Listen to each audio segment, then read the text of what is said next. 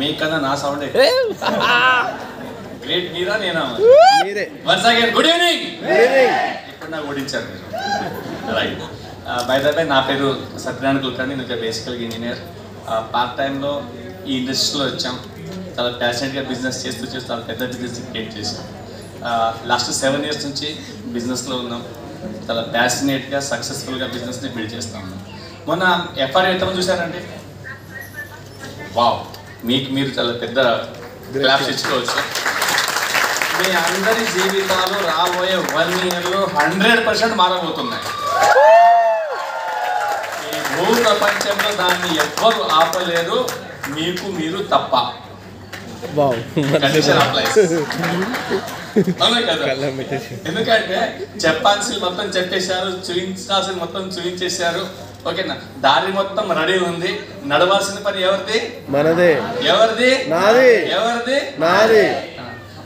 నడిచినా నడవకపోయినా దానికి బాధ్యత ఎవరిది? నాదే. మీదే. అవునా కదా?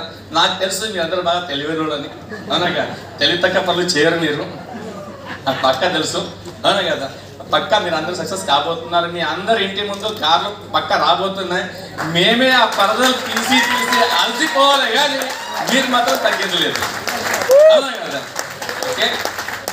చాలా బ్యూటిఫుల్ ఇండస్ట్రీ అని చెప్పొచ్చు. జీవితాలు మారుతున్నాయి. ఎలాంటి వాళ్ళు ఎలా మారిపోతున్నారో చూశారు అక్కడ మీరు. ఆ 3 రోజులు చాలా విషయాలు చూశారు.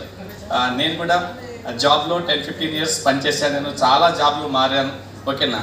జీవితం మార్చుకోవాలని ఎన్ని జాబులు మారినా, ఎన్ని కష్టపడ్డా, రకరకాల ఎన్ని ప్రయత్నాలు చేసినా అది ఎక్కడేసినా గొంగడి అక్కడే అన్నట్టు అలాగే ఉండిపోయేది, కానీ పెద్ద మార్పేం రాలేదు. బట్ థ్యాంక్స్ గాడ్ మా జీవితంలో ఉన్న great upline Charan Singh sir ద్వారా మా లైఫ్లో వెస్టీజ్ వచ్చింది, విన్నింగ్ టీమ్ వచ్చింది. దాని పుణ్యమనే మా జీవితం మొత్తం యూటర్న్ తీసుకుంది. మాదే కాదు, చాలామంది జీవితాల్లో మార్పు వస్తూ ఉంది.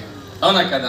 రాబోయే రోజుల్లో మీ జీవితంలో మారబోతున్నాయి, దాంట్లో ఎలాంటి డౌట్ లేదు. ఓకే, నెక్స్ట్ స్పీకర్కి మైక్ ఇచ్చే ముందు ఒక చిన్న స్టోరీ షేర్ చేసి మీతో నేను ముందుకెళ్తాను. ఓకే, చాలా మంచిగా అనిపించింది నాకు. అప్పుడప్పుడే ఒక క్లాస్ స్టార్ట్ అయింది. హాలిడేస్ తర్వాత క్లాస్లో అందరు కూర్చొని ఉన్నారు. అక్కడ నంబర్స్ ఉన్నాయి.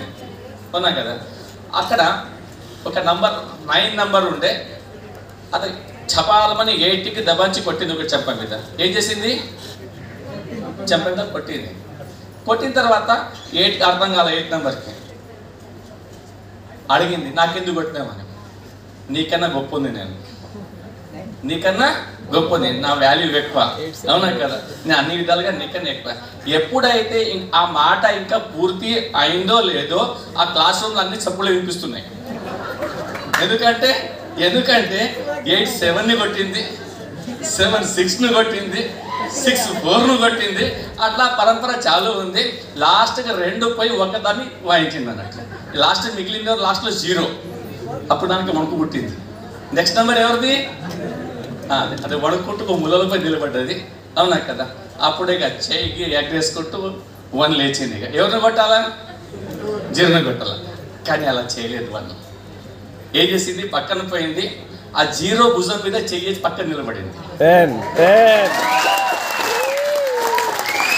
ఆ 0 వాల్యూ ఏమైంది? 10 అయిపోయింది. అప్పుడు దీనంగా ఆ 0 అడిగింది 1కి, నీ జర పూర్తి అధికారం ఉండే కొట్టేది, అందరు కొట్టారు, నీకన్నా నేను బలహీనం ఉన్నాయి ఆ లెక్కలు వస్తే. అవునా కదా? నాకు కొట్టేదానికి బదులుగా నా పక్క నిలబడి 0ని 10కి నన్ను అందరికీ వాల్యూ మార్చావు, నాకు అర్థం కాలేదు ఏంటని అడిగాడు అన్నట్టు.